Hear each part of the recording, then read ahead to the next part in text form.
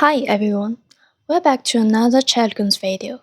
Today we are going to take a quick look at the dual band mobile antenna, the NR770RB, designed for inter-radio operation on the 144 MHz and 430 MHz bands. Let's start with the unboxing.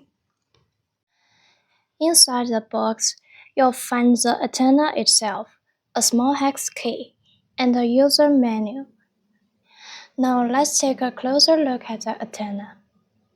This antenna is about 98 cm in length, which is a pretty common size for high-performance mobile antennas. It also supports up to 200 watts of power, making it suitable for most mobile transceivers and even some higher power setups. The impedance is 50 ohms, with a VSWR typically below 1.5, which helps ensure efficiency transmission.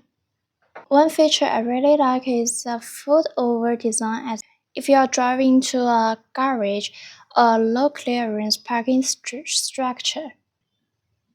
You can simply tilt the antenna down instead of removing it entirely. That makes it much more convenient for everyday mobile use. The antenna uses a PL259 connector, so it's compatible with many common mobile mounts like magnetic mounts, trunk mounts, or leaf mounts.